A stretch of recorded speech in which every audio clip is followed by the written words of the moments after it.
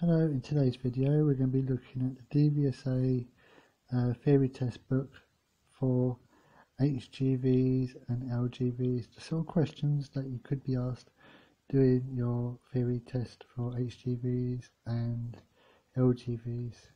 Stay tuned and I'll explain to you as much as I can in a few videos possibly. It is the official book by DVSA, just so you know. This one's a few years old, but the questions are all basically the same. Stay tuned.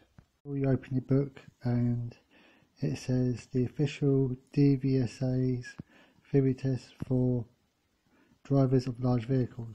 Introduce you to the basically the simple guidance of faster learning by or through the DVSA's official website, and different links and stuff that may help you with your learning process for the driving of large vehicles.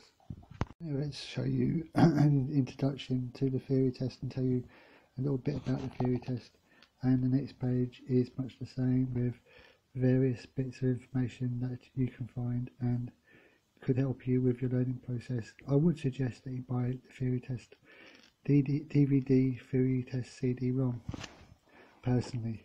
Tell you a bit about getting started. This is basic knowledge you can find anywhere online. You can find it at the direct.gov website, as you can see mentioned on here, and the medical requirements you need to be a large vehicle driver. The next part will explain to you how the theory test works and vice versa. I'll show you various learning products that you can purchase online or in any good bookshop. The theory test is a mixture of both multiple choice and hazard perception. You must pass both of these either on the same day or after each other, but if you fail one, you fail both of them. This could be a good or bad thing depending on how far you come in your learning, but personally practicing your theory test for anything is good practice, just to make certain it gives you the best chance of passing first time. It will explain to you exactly how the theory test works, page by page, and how the hazard perception works.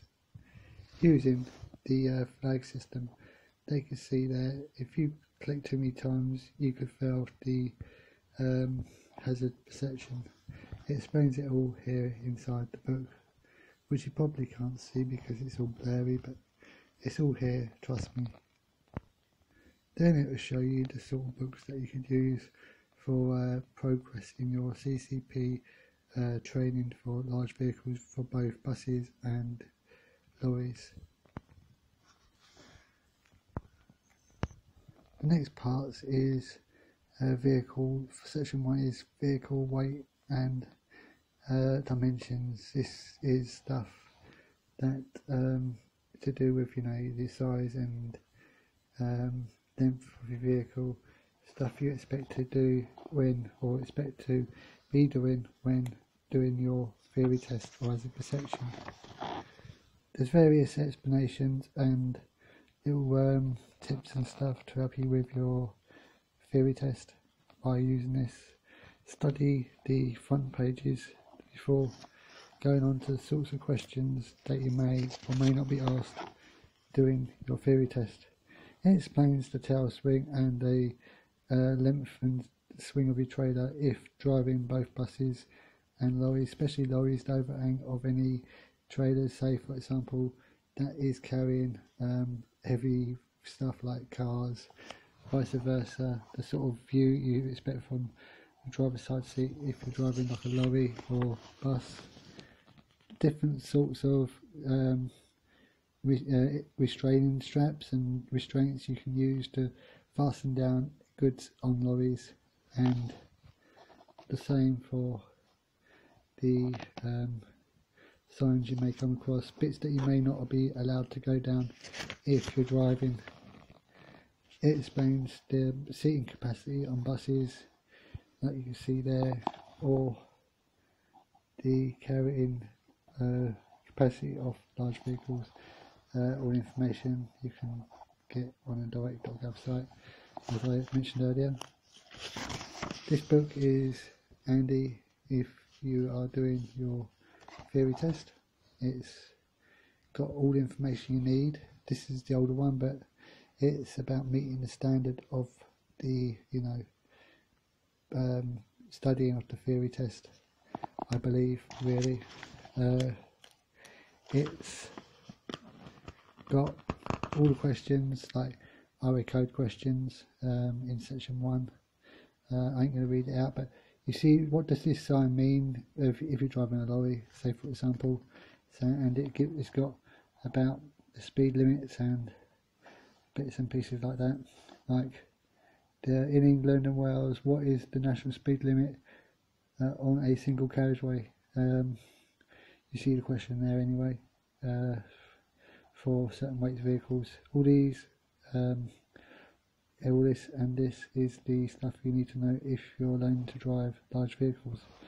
I ain't going to give you the answers to this. I'm just going to do a couple of videos giving my thoughts on the book, and if I think at the end of it it is worth it. But it's a good idea to study the RE code if you're doing your lorry license, and you can see why. You see, this is not a detailed video, it's not meant for education, but it's just my thoughts really on what I think about the book.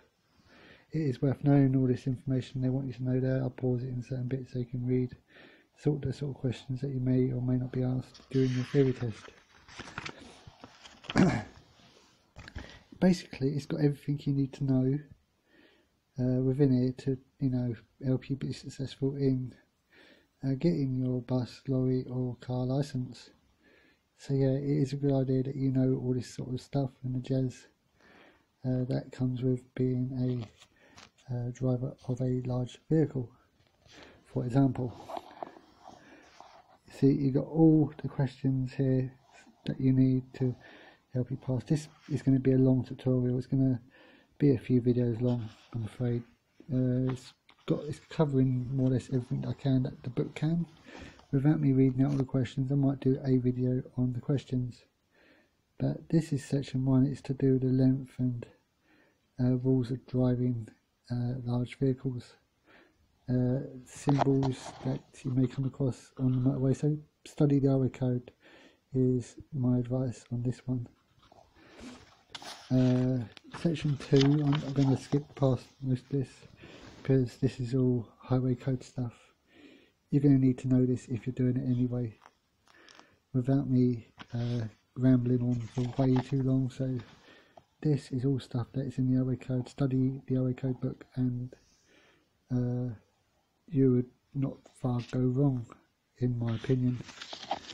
So section 1 is to do with the RA code. As you can see right here, this is just a rough idea on what you can expect for your theory test. Section 1 goes on for too long. You got right here so far 156 questions. See, and that's just on page 65.